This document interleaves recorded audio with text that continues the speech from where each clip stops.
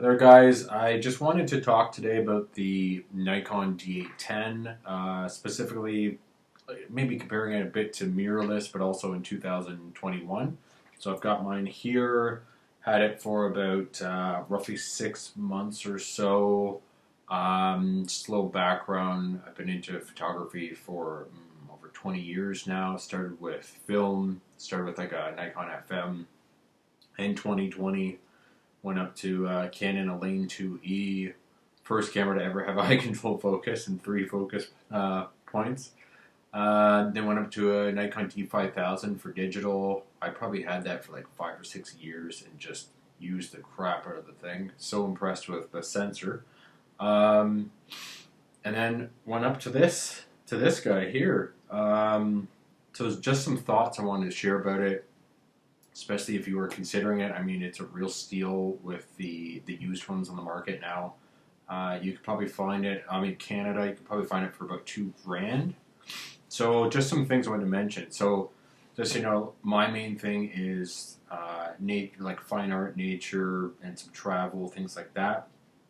So my needs might be different than yours. So you have to look at, what are your needs? What are you using the camera for? I've heard people before say, 36 megapixels, it's overkill. And I'm saying, no, like I'm looking at 40 by 60 plus prints. I want whopping megapixel count. So it's all relative. If you're somebody who's only shooting, posting on Instagram, online, you might not need 36 megapixel. 24 might be okay.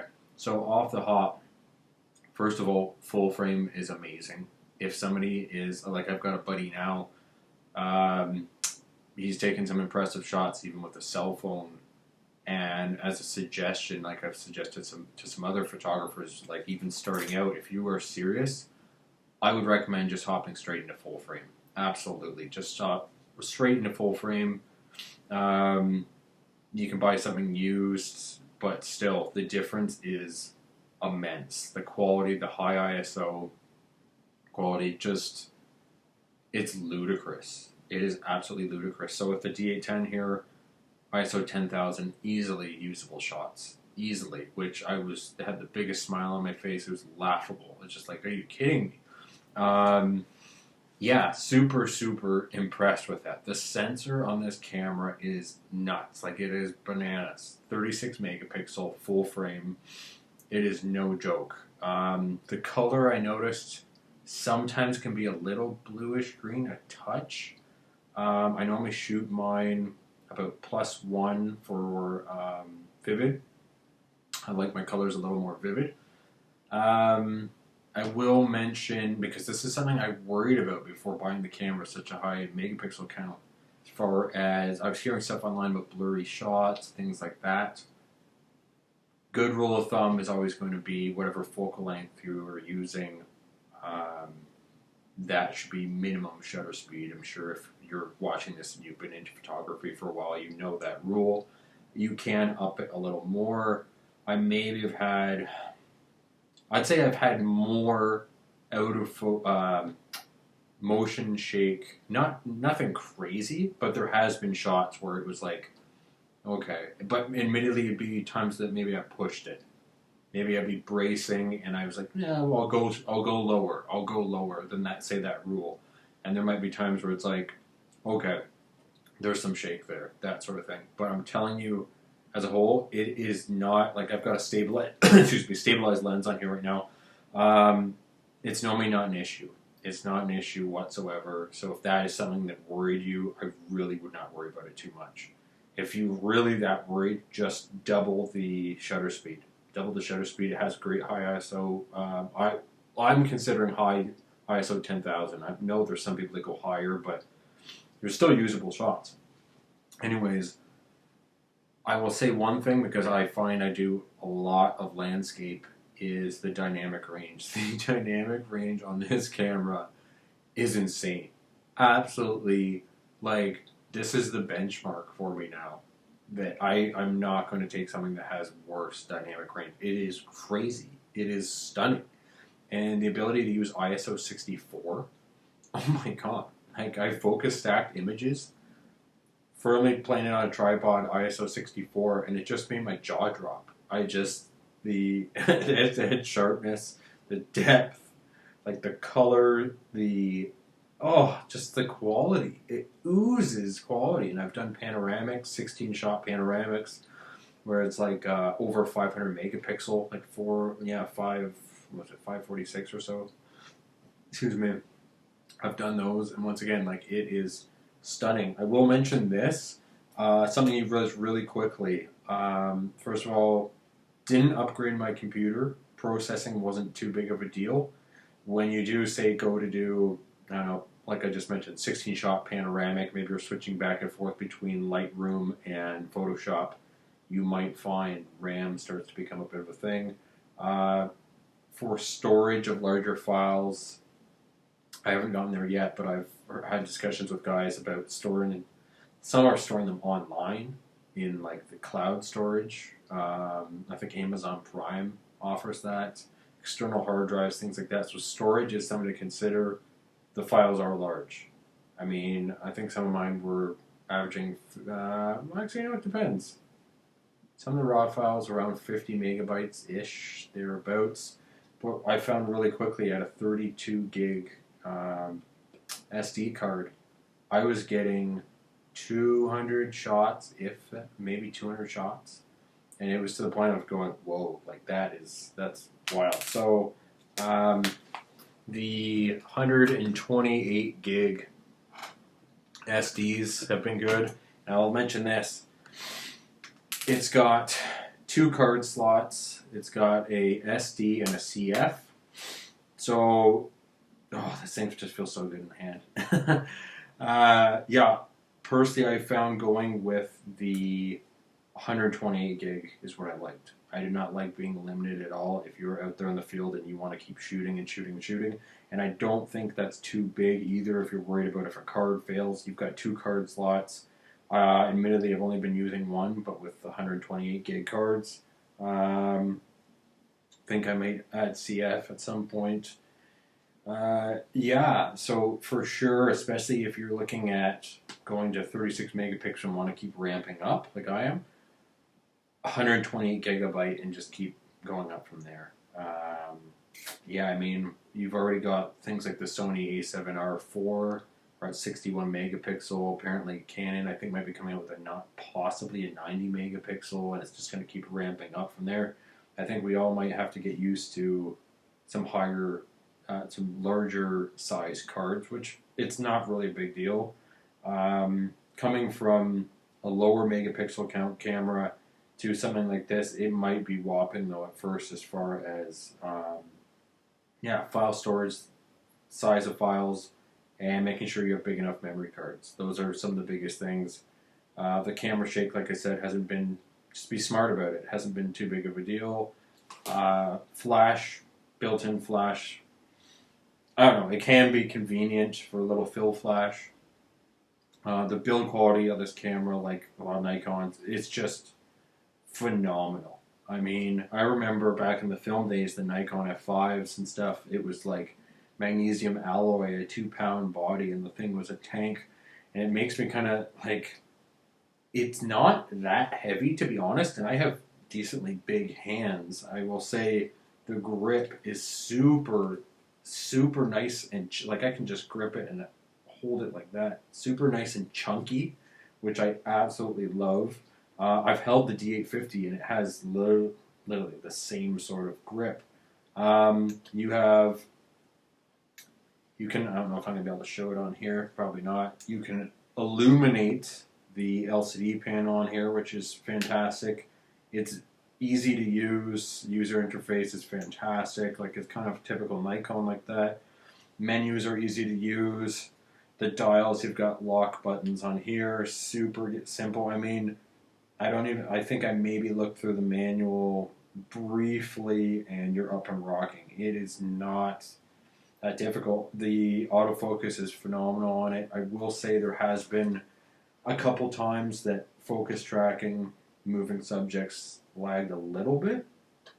So some of the focus, like autofocus mode, group, single point, yeah, like for what I, yeah, for nature, wildlife, landscapes, fine art, it's been wonderful. It's been great. I see now more and more things coming out with the IAF, and I've had that, like I mentioned, with that Elaine 2E in the film days, and it is fun. Don't get me wrong, it is fantastic. It really is. But so far, it hasn't been an issue. I wrote down a bunch of things here. Yeah, dynamic range is nuts. It's absolutely phenomenal. Like it's a benchmark camera. Build quality, the handling is fantastic. Absolutely fantastic. That's the gripe I'd say I've had with some of the mirrorless stuff that I've picked up to have a look at is I couldn't stand the handling on a bunch of the stuff to the point I'm going to make an argument that you have to want to use your gear and enjoy what you use. You are going to be that much more inspired to pick up your camera.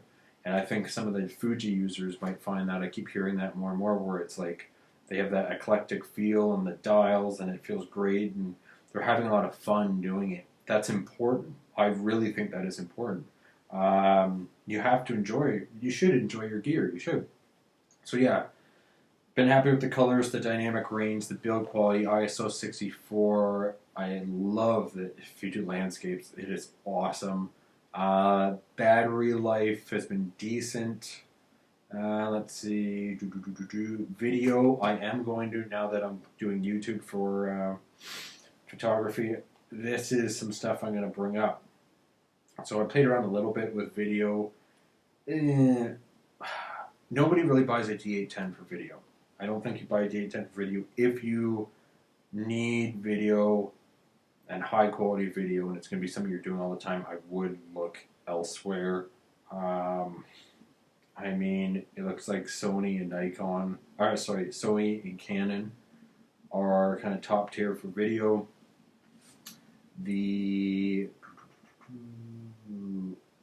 I guess the only other things I'm going to mention in there, not in 2021, is it, oh, sorry, I'll mention this, lenses.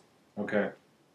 Think about this, and this is why this is such a steal. So you could get this at least Canadian dollars used, probably $2,000. I've seen them cheaper. I've seen them 18 at times. Anyways, everything's switching to mirrorless. A lot of the D850 is going to be replaced. If you're going into full frame, or you're just going, you know what, I want to make a leap to a higher megapixel count, excuse me, and you don't do video, excuse me, this camera is a steal. And not only that, all the used Nikon lenses that you can get your hands on. If you're not going mirrorless, you could get a huge, I mean, to give you some idea, I looked at the other day the price of, because I am going to be most likely upgrading pretty quickly actually to around 60 megapixels for the price of, we'll just say, a Sony A7R4 24-70 lens. That's about $7,000. Do you realize what you could get with, say, a camera like this? You could have like a 14-24, 24-70, 70-200, this camera, and maybe even a 200-500 for that.